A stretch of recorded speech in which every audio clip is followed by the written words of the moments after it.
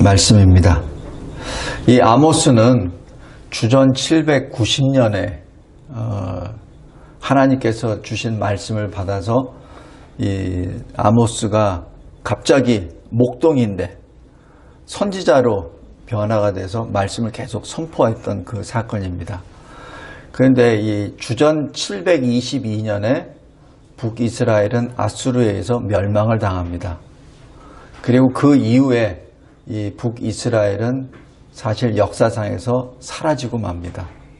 물론 나중에 북이스라엘의 남은 그 족속들이 남유다로 들어오기도 하고 해서 나중에 바벨론 포로 시대를 겪어서 다시 귀환하는 것이 있지만은 어쨌든 이 북이스라엘이 멸망하기 대략 한 몇 년이죠?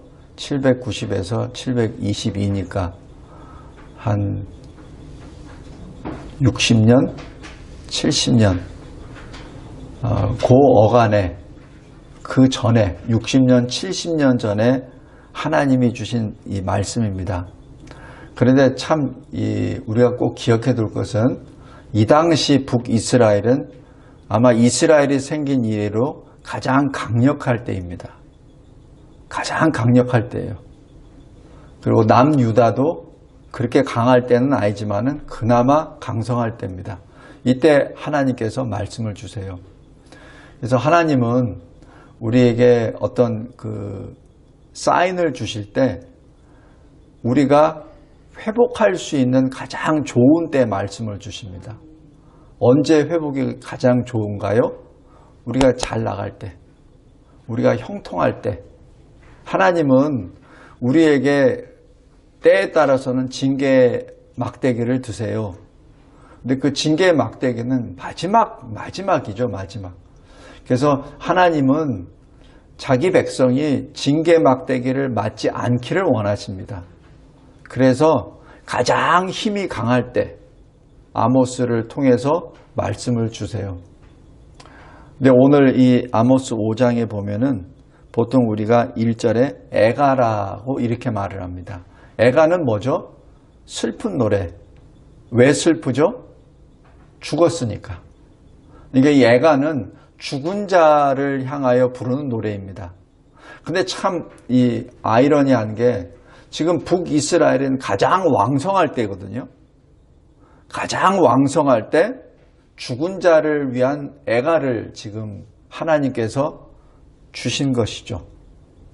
이것이 하나님의 뜻입니다. 하나님은 가장 왕성할 때 경고의 말씀을 주시고 그 왕성할 때 빨리 회개하라고.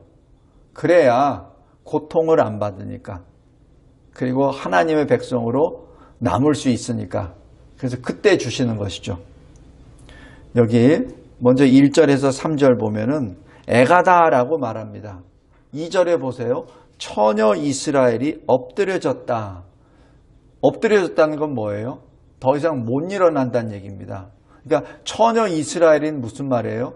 여자가 가장 아름다울 때가 언제죠? 결혼하기 전. 처녀 되잖아요. 그죠? 가장 아름다울 때. 그러니까 지금 이스라엘은 가장 아름다울 때. 그리고 이 국력이나 여러 가지 봤을 때는 가장 강력할 때. 근데 그때 그 이스라엘이 지금 죽어서 엎드러졌다는 얘기죠. 지금 현재는 아모스 선지자가 활동할 그 당시에는 눈에 보기에는 인간의 눈으로 보면 잘 나가요. 근데 하나님의 눈으로 보면은 죽었다는 얘기입니다. 왜? 하나님을 떠나버렸으니까. 아담이 범죄하고 난 다음에 에덴에서 쫓겨나죠. 그래서 보통들 제가 이렇게 강의하다 보면 이런 질문해요. 뭐 죽었다고 그러는데 안 죽었네요. 이렇게 말을 합니다. 예, 육신은 안 죽었죠. 영은 죽어버렸죠. 왜냐하면 영이 죽었기에 하나님이 오실 때 하나님을 피해버리죠. 그러니까 영이 죽었다는 얘기는 죄인이 됐다는 얘기입니다. 그리고 영이 죽었기 때문에 하나님을 피하고 하나님을 하나님께 회개에 나가야 되는데 회개를 못해요. 왜냐하면 회개하는 것은 생명의 길로 나아가는 거거든요. 그러니까 회개한다는 자체는 새 생명을 받았다는 사인입니다. 그죠? 회개한다는 얘기는 생명을 받았으니까 하나님께로 나가는 건데 범죄한 아담은 회개를 못해요. 그냥 자꾸자꾸 자기 아내 탓을 하고 하나님을 탓을 해버리죠. 지금 그렇게 돼버립니다. 영적으로 죽은 거예요. 지금 여기 2절에 처녀 이스라엘이 엎드러졌다고 하는 것은 육신의 눈으로 보았을 때는 살아있어요. 예뻐요. 그런데 영의 눈으로 봤을 때는 죽었다는 사실입니다. 그래서 애가를 부른다는 얘기죠. 근데 죽었을 때 어느 정도 죽었냐면은 보통 죽으면 장례를 치러야 되잖아요. 그죠? 근데 여기 2절 후반부에 보십시오. 자기 땅에 던지우며 라고 얘기합니다. 여기 자기 땅은 뭐죠? 가나안 땅. 가나안 땅이 뭐예요? 하나님이 아브라함에게 약속하신 언약의 땅, 약속의 땅 아닙니까? 젖과 꿀이 흐르는 땅. 그죠? 그 땅이 자기 땅이 됐는데 그 땅에서 자기가 던져졌다는 얘기예요. 그러니까 뭡니까? 누군가에 의해서 죽임을 당하고 그 시체가 장례도 받지 못하고 그냥 땅에 던져졌다. 쓰레기처럼 던져졌다는 얘기입니다. 얼마나 비참한 모습입니까? 지금 이 하나님은 하나님의 눈으로 보았을 때 지금 북이스라엘의 모습이 이렇다는 얘기입니다. 너희들이 지금은 여로보암 2세 왕이 통치를 해서 가장 강력한 나라를 세웠다고 자랑하는데 그게 아니란 얘기예요. 하나님이 보시기에는 넌 죽은 거란 얘기죠. 죽어서 비참하게 그냥 어디 너의 그 죽은 시신도 제대로 묻히지도 못하는 그러한 비참한 상태로 되었다는 모습입니다. 그리고 3절 보십시오. 아주 구체적으로 말합니다. 너희들이 1000명이 가지고 있는 성읍이 1000명을 동원할 수 있는 성읍이라고 자랑하느냐? 너 또 잘 봐. 몇 명이 나올 수 있나? 여기서는 군사력을 말합니다. 10분의 1밖에 안 나와. 다시 얘기해서 군사력이 우리나라 같은 경우 지금 현재 60만 대군이잖아요. 그런데 여기서 10분의 9는 사라져버리고 6만만 있다고 해보십시오. 우리나라 군은 사실 없는 거나 마찬가지죠. 지금 그 말씀입니다. 지금 너희들이 자랑하는 국력, 군사력, 너희들 잘 봐. 10분의 1밖에 전투력이 없어라고 그렇게 말합니다. 성도 여러분, 이것이 첫 번째입니다. 5장 1절, 가장 강성할 때 하나님께서 북이스라엘을 평가하시는 것은 너는 죽었어 이겁니다. 우리는 어떻습니까? 지금 우리의 영적 상태는 살아있습니까? 죽어 있습니까? 늘 하나님 앞에 늘 겸손히 그리고 솔직하게 영의 눈으로 하나님이 주신 말씀에 따라 나 자신의 영적 현주소를 진단해야 합니다. 왜? 살기 위해서. 왜? 하나님의 백성으로 남기 위해서. 두 번째, 여기 4절부터 15절입니다. 하나님께서는 그러면은 이스라엘아, 너희들이 살 길 딱 하나가 있어. 지금 하나님이 지금 이 살 수 있는 길을 지금 힌트해 주십니다. 그게 뭐죠? 4절입니다. 나를 찾으라. 나를 찾으라. 왜 이런 말씀을 하시죠? 지금 5절 보십시오. 베델이 어디죠? 야곱이 하나님을 만났던 곳이에요. 그래서 하나님께 언약했던 작속입니다. 그래서 하나님의 집이라고 스스로 이름을 졌던 그 야곱이 다른 이름이 뭐죠? 이스라엘. 그러니까 북이스라엘의 사실 국부입니다. 그죠?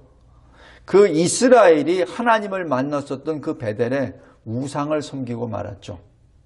길갈로 들어가지 말라 합니다. 길갈이 무엇이죠?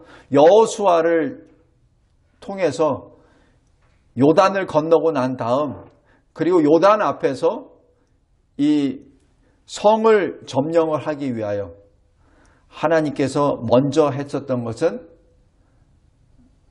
할례를 하는 것이죠. 바로 이스라엘의 수치를 떼내는 바로 길갈입니다. 브엘세바는 어떻죠?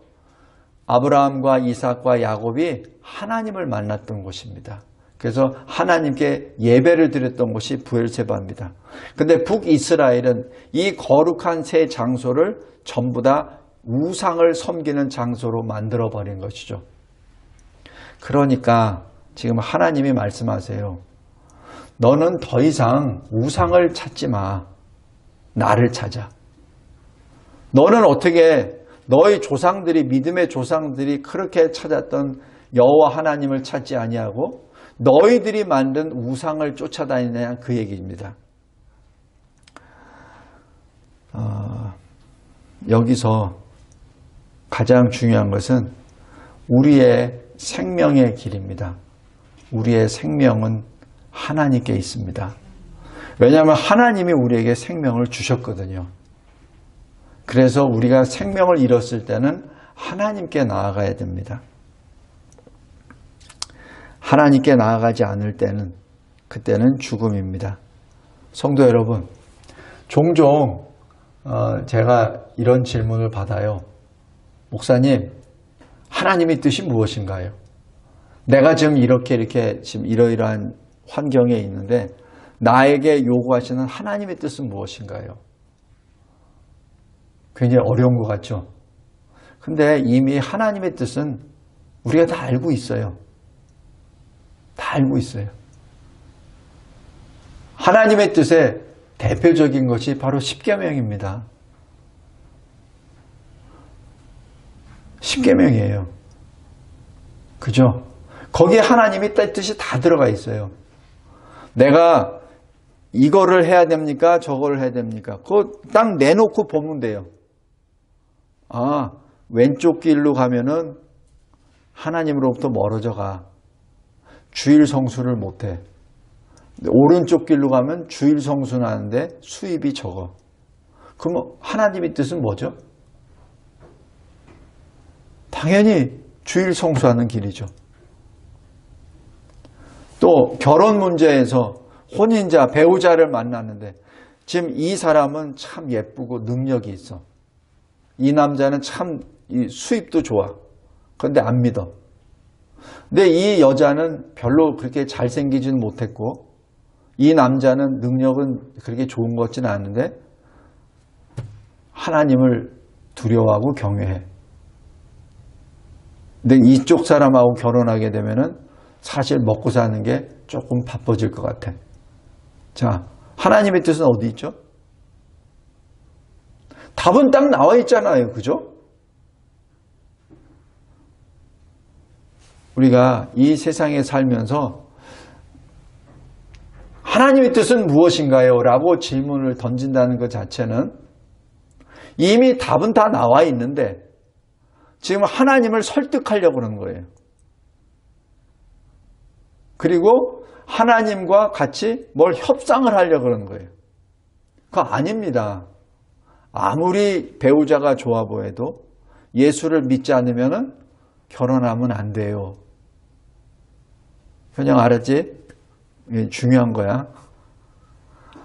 아무리 능력이 있고 돈이 많아도 믿지 않는 사람하고는 같이 같은 길을 가려면 안 돼요. 그 길은 사실 죽음의 길입니다. 하나님의 뜻은 어디 있습니까? 이미 우리에게 다 알려줬어요. 문제는 우리가 그것을 자꾸 밀어내려고 그래요.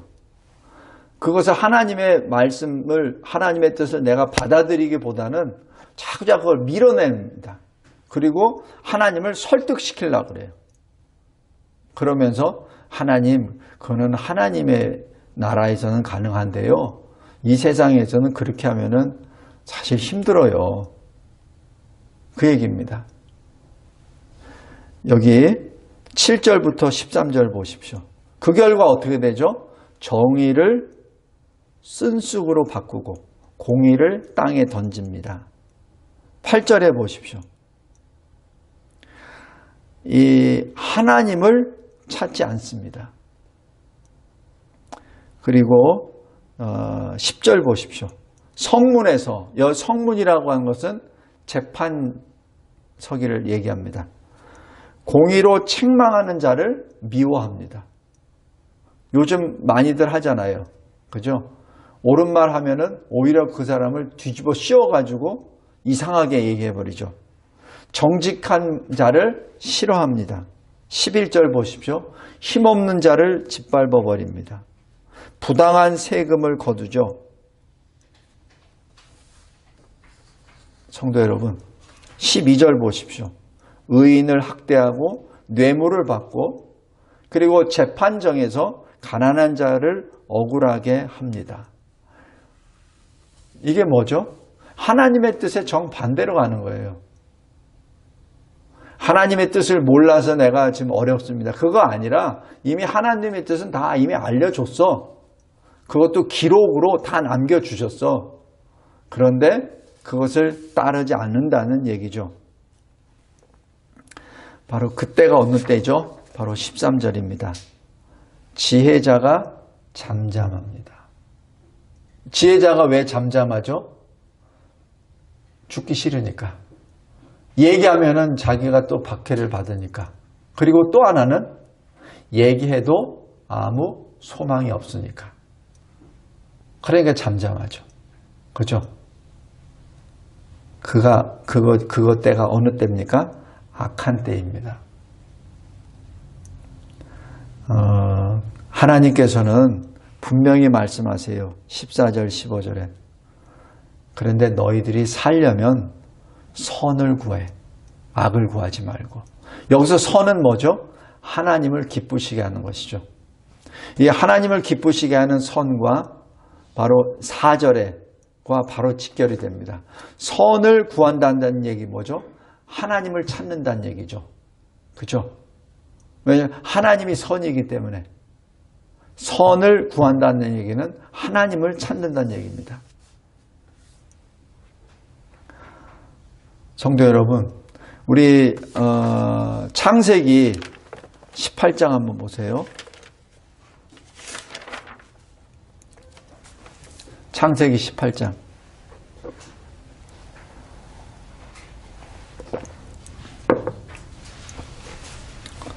아브라함이 하나님으로부터 소돔이 멸망당할 것이라는 말씀을 먼저 듣습니다.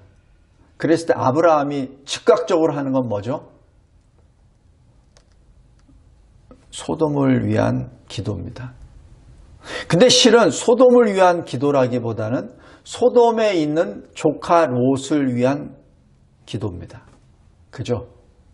아주 처참할 정도로 기도합니다. 처음에는 50명, 의인 50명이라 그래요. 왜? 지금 자기 생각에는 롯과 그 아내와 그리고 그 자녀들, 그 다음에 롯의 종들은 아브라함과 같이 예배를 드렸던 사람들이잖아요.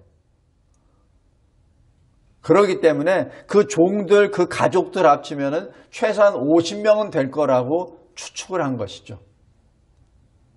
아니면은 최소한 롯이 그곳에 가서 전도해서 몇 명이라도 됐으니까 최소한 50명은 될 거라고 생각했을 겁니다.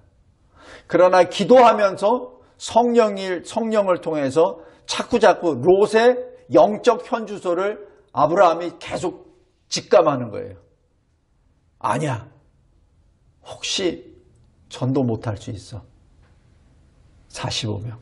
아니야. 혹시 종들 중에 몇 사람들은 또 소돔이 좋다고 해서 빠져버린 사람도 있을 거야. 40명.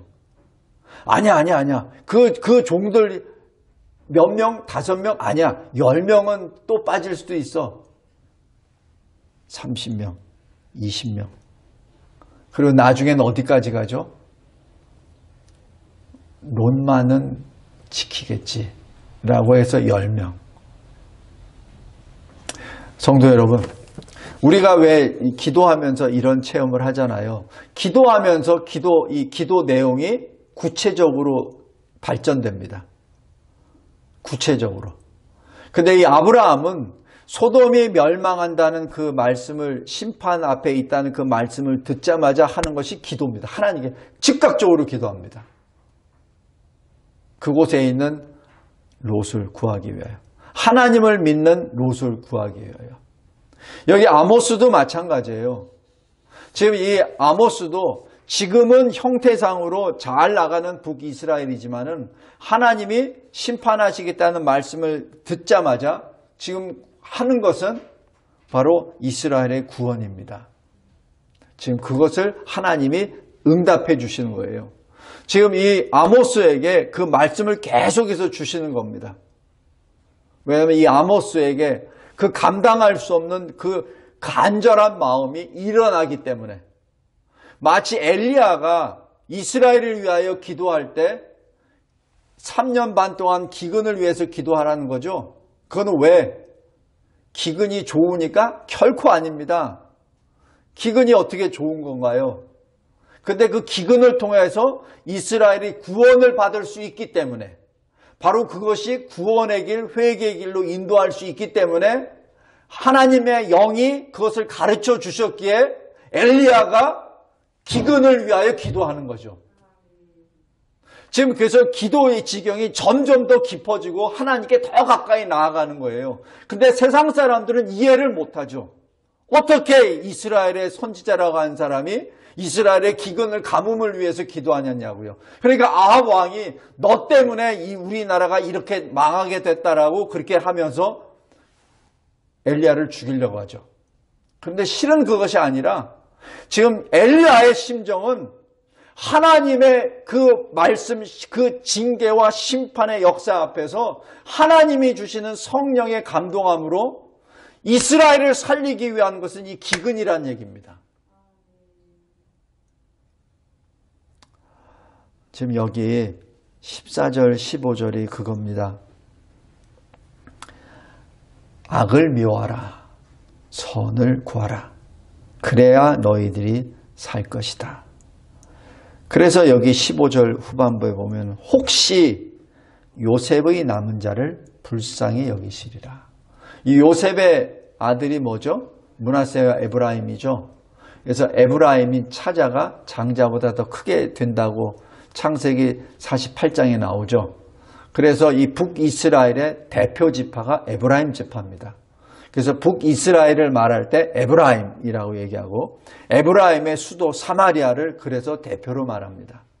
그래서 여기서 요셉의 남은 자라고 얘기한 것은 이스라엘의 남은 자를 말합니다.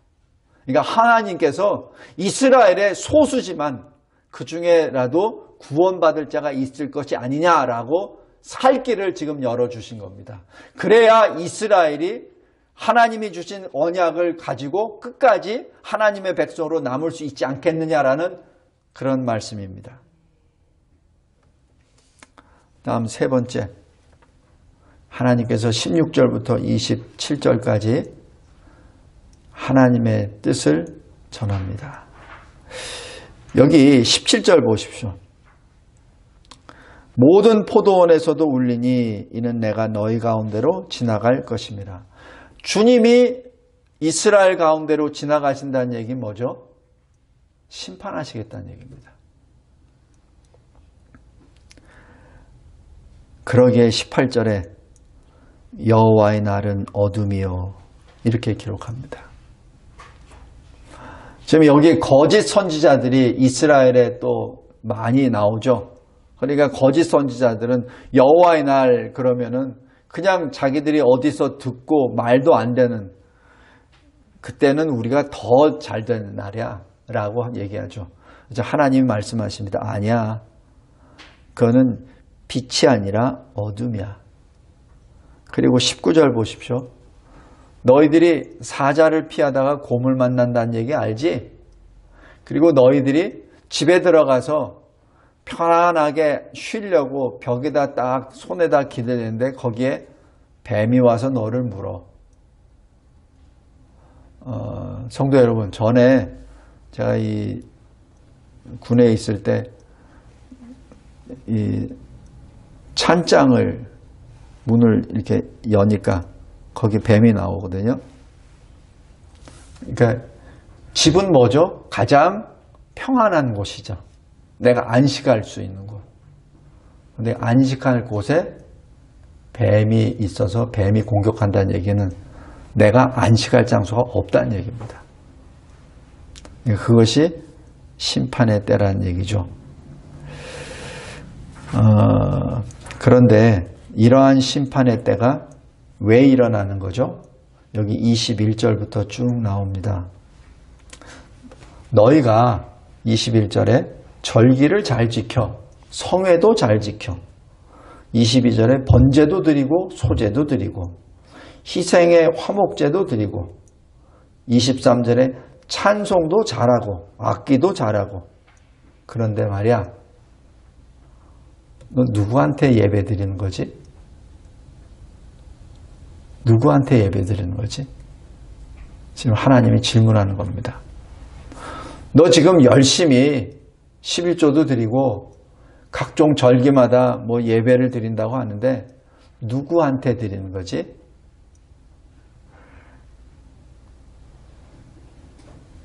그런데 25절에 그 말씀입니다. 너희가 40년 동안 광야에서 나에게 예배를 드렸느냐? 26절. 그런데 너희가 지금 드리는 대상이 뭐지? 우상이잖아. 이방 신들이잖아. 지금 그 얘기입니다. 성도 여러분, 우리가 가인과 아벨의 하나님께 드리는 예배를 잘 봤을 때 하나님 뭐라고 하시죠? 가인과 가인의 제물은 받지 아니하시고, 그죠? 그러니까 제물을 받지 않으시기 전에 먼저 가인을 안 받으십니다. 그것은 가인의 마음을 안 받으신다는 얘기죠. 왜냐하면 가인은 하나님 앞에 자기 온 정성을 다하여 드리는 것이 아니라 그냥 껍데기 흉내만 내는 거죠. 아벨이 드리는 모습처럼 그냥 흉내만 내서. 대신에 아벨은 어떻게 하죠? 자기에게 가장 좋은 것 초태생을 드리죠. 그러니까 외견상 보면은 가인과 아벨은 차이가 없어요. 그러나 중심을 보시는 하나님에게는 천지차이입니다. 하나님께서 말씀하십니다. 거짓 예배는 내가 받지 않아. 거짓 예배는 받지 않아. 차라리 그 가증스러운 외식적인 예배는 드리지 말고 차라리 말씀 하나라도 순종해. 지금 그 얘기입니다. 사무엘상 15장 22절에 나오시죠. 나는 인애를 원하고 제사를 원하지 아니하며 번제보다 하나님을 아는 것을 원하노라. 호세아서 6장 6절입니다. 또 사무엘상 15장 22절에 순종이 제사보다 낫고 이렇게 나옵니다. 성도 여러분, 우상을 매지 마. 언약궤를 매. 언약궤를 매어야 하나님의 백성이죠. 근데 왜 우상을 메고 다니냐는 얘기죠. 하나님의 뜻은 이미 우리에게 우리 마음판에 새겨졌습니다. 하나님이 원하시는 것 말씀을 맺겠습니다. 지금 회개하라. 지금 회개하라. 그것을 자꾸 미루지 말라. 지금 회개하라. 그렇지 않으면 27절 다메섹 밖으로 사로잡혀 가리라. 지금 굉장히 두려운 말씀입니다. 성도 여러분, 오늘 이 시대를 살면서 우리는 어떤 삶을 살고 있습니까? 우리는 하나님 앞에 어떤 예배를 드리고 있고 또 하나님의 말씀 앞에 우리는 얼마나 진솔하게 그 말씀을 듣고 있습니까? 그리고 그 말씀을 통하여 하나님의 뜻이 어디에 있는지 우리는 어떻게 알고 있습니까? 예수님이 우리들에게 하신 말씀 한마디로 오늘 말씀을 결론을 내겠습니다. 내가 곧 그 길이요 그 진리요 그 생명이니 나로 말미암지 않고는 아버지께로 올 자가 없느니라. 기도하겠습니다. 하나님 아버지 감사하고 감사합니다. 우리가 살 길은 오직 주님밖에 없음을 고백합니다. 주님이 십자가에 달려 죽으심으로 저 지성소에 들어가는 휘장이 위로부터 아래로 찢어져 새로운 살 길이 열렸음에 우리가 담대하게 주께로 나아갈 수 있는 길을 열어주셨고 우리는 그래서 주 예수 그리스도의 이름으로 날마다 모이며 하나님을 찾습니다. 하나님을 찾는 것이 삶이라고 생명이라고 주님이 말씀해 주신 이 말씀을 늘 기억하며 생명의 길로 걸어 나아가는 우리가 되게 하여 주시옵소서. 낙심하거나 좌절의 늪에 빠지지 않게 하여 주시고 늘 주님만을 바라보며 주님을 찾는 거룩한 주의 백성 되게 하옵소서. 예수 그리스도의 이름으로 기도드리옵나이다. 아멘.